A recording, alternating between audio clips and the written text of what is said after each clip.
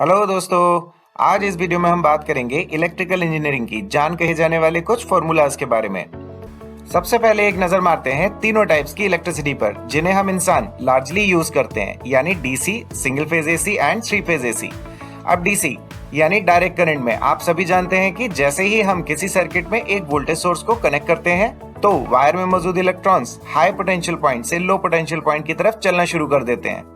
एक सेकंड में जितने इलेक्ट्रॉन्स किसी एक पॉइंट से पास होते हैं उसे करंट यानी कि एम्पियर कहते हैं। अब रास्ते में अगर हम कोई इक्विपमेंट लगा दें तो कुछ अलग अलग स्ट्रेंज बिहेवियर्स अभी तक पता लगाए जा चुके हैं, जैसे कि टंगस्टन को कांच में बंद करके कनेक्ट कर दें यानी कि बल्ब को कनेक्ट कर दें तो वो लाइट देता है। इसी तरह अगर इस वायर को एक कील के अराउंड लपेट दें तो इससे मैग्नेट का काम ले सकते हैं। इसी को हम इलेक्ट्रोमैग्नेट कहते हैं। अब सिंगल फेज एसी की बात करें तो सर माइकल फैराडे ने 1831 में बताया था कि अगर किसी कॉइल को एक चेंजिंग मैग्नेटिक फील्ड में रख दिया जाए तो उसमें वोल्टेज इंड्यूस होता है। चलिए इस एग्जांपल से समझते हैं। अगर इस मैग्नेट को इस कॉइल के पास घुमाया जाए तो इस कॉइल में वोल्टेज इंड्यूस होगा, क्योंकि जब मैग्नेट का नॉर्थ पोल इस कॉइल के पॉइंट 1 के पास से गुजरेगा तो इलेक्ट्रॉन्स आगे भागेंगे, पर जब साउथ पोल पॉइंट 1 के पास आएगा तो उनको वापस खींच लेगा। तो यह मैग्नेट का घूमना तो हुआ वोल्टेज। अब अगर सर्किट पूरा कर दे और मैग्नेट यूं ही घूमता रहे तो वायर में मौजूद इलेक्ट्रॉन्स आगे पीछे डांस करना चालू कर देंगे, कुछ ऐसे। इलेक्ट्रॉन्स का अपनी जगह ये फ्लॉस डांस करना अल्टरनेटिंग करंट कहलाता है। अब अगर एक ब्रिज रेक्टिफायर सर्किट लगा दिया जाए तो इमेजिन कीजिए कि इलेक्ट्रॉन्स डायोड में से होकर आगे तो जाएंगे, पर ये डायोड इनको पीछे नहीं आने देगा, जिसकी वजह से ये आगे ही आगे बढ़ने लगेंगे, यानी कि डीसी वाली चाल पकड़ लेंगे, या फिर यूं कहें एसी बन गई डीसी। अब जरा दोस्तों ध्यान दीजिए कि ये मैग्नेट को पूरा 360 डिग्री लगातार घुमाने के लिए आप मार तमाम जुगाड़ लगाएंगे, और उसके बाद सिर्फ एक ही कॉइल के इलेक्ट्रॉन में नचिए, अरे दो और कॉइल डाल दो, उनके भी इलेक्ट्रॉन्स नचेलें। वेल तो दोस्तों ये हो गई थ्री फेज इलेक्ट्रिसिटी। तो चलिए दोस्तों अब चलते हैं अपने मेन टॉपिक की तरफ, यानी कि कौन सा फॉर्मूला कहाँ लगता है। जब वायर में इलेक्ट्रॉन्स स्कूल के शरीफ बच्चों की तरह लाइन बनाकर एक ही डायरेक्शन में चल रहे होते हैं तो इनकी इस चाल को हम कहते हैं डीसी यानी कि डायरेक्ट करंट। इलेक्ट्रॉन्स की ये चाल देखकर अंकल ओम 1827 में ही पकड़ लिए थे। जितना वोल्टेज लगाओगे गुरु, ये इलेक्ट्रॉन्स वोल्टेज के साथ साथ उतना ही तेज भागेंगे, यानी सर्किट में बहने वाली करंट अप्लाइड वोल्टेज के प्रोपोर्शनल होती है। प्रोपोर्शनलिटी कांस्टेंट का नामकरण रेजिस्टेंस शब्द से किया गया है। तो इस तरह से देखें तो अंकल ओम का फॉर्मूला कहता है V = I × R, यानी रेजिस्टेंस अगर फिक्स है तो वोल्टेज बढ़ाओ तो करंट बढ़ेगी और घटाओ तो घटेगी भी। अब वोल्टेज और करंट दोनों को मल्टीप्लाई कर दें तो ये हो गई सर्किट की पावर यानी कि वॉट। अभी V = I × R से P = VI को दो और फॉर्म में भी लिख सकते हैं। एक छोटा सा एग्जांपल सॉल्व करें तो 10 वोल्ट 5 वोल्ट के इस बल्ब का रेजिस्टेंस फिक्स होगा, कैलकुलेट करें तो ये आएगा 20 ओम्स।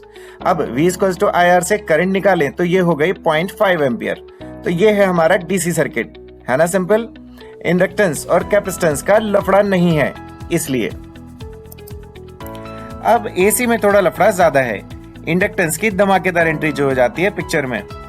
होता यूं है कि जब आगे पीछे नाचते हुए इलेक्ट्रॉन्स किसी कॉइल में भांगड़ा कर रहे होते हैं तो रायता फैला देते हैं। मतलब इंड्यूस्ड करंट से जो मैग्नेटिक फील्ड इंड्यूस होती है वो घूमते मैग्नेट के ओरिजिनल फील्ड का ही विरोध करने लग जाती है, यानी every action has an equal and opposite reaction, Newton's third law. Well तो इससे होता यह है कि घूमते हुए मैग्नेट वाला वोल्टेज इलेक्ट्रॉन से कहता है चलो थोड़ा नाच गाना दिखाई दो हमका। इलेक्ट्रॉन्स इस गब्बर की सुनते तो हैं पर बेमन से, इसलिए थोड़ा आलसी हो जाते हैं और वोल्टेज और करंट यानी इलेक्ट्रॉन्स की चाल में एंगल आ जाता है। अब ज्योमेट्री लगाए तो हम कह सकते हैं कि वोल्टेज के साथ केवल I cos phi ही दे रहा होता है, I sin phi लड़ने लगता है वोल्टेज से। बिल्कुल वैसे ही जैसे एक मैकेनिकल सिस्टम में इस बॉक्स पर फोर्स अगर थीटा एंगल पर लगाएं तो F cos phi ही इफेक्टिव वर्क में कंट्रीब्यूट करेगा।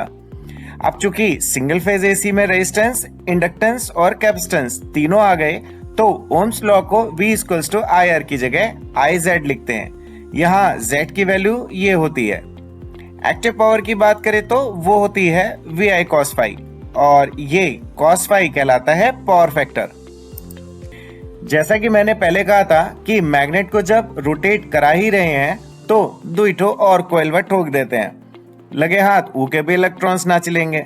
तो अब जरा ध्यान दीजिए कि इस एक घूमते हुए मैग्नेट से हमें फेज वोल्टेज 3 वायर्स में मिल रहा है न्यूट्रल के साथ, यानी ओम्स लॉ यहाँ भी सेम ही रहेगा सिंगल फेज सप्लाई की तरह।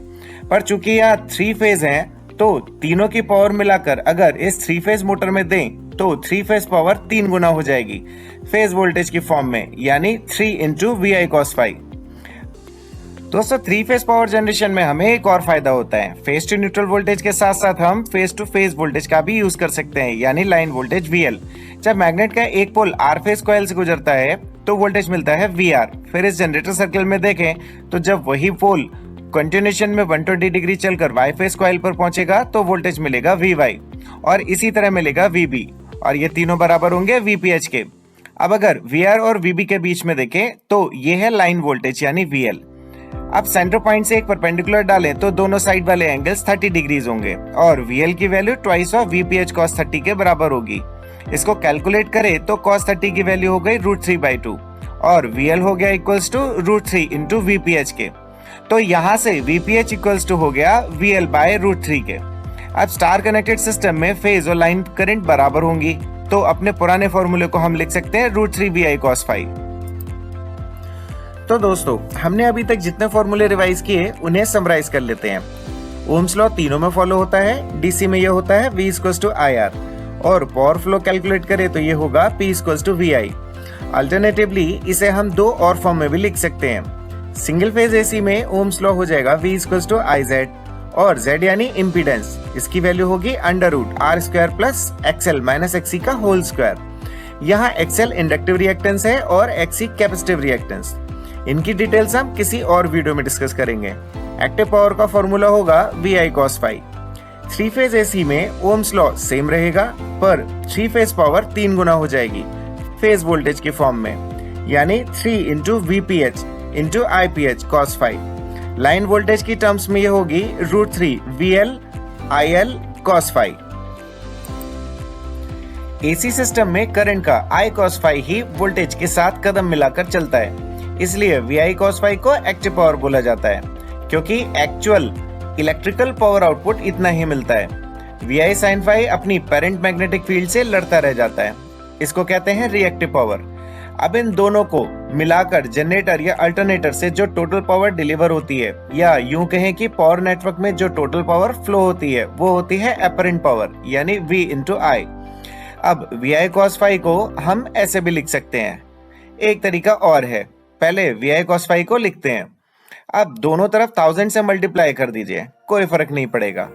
अब इसे लिख सकते हैं kilowatt equals to kVA cos phi। ये जब हम बड़ी बड़ी कैपेसिटीज रेटिंग्स में डील करते हैं तो यूज होता है।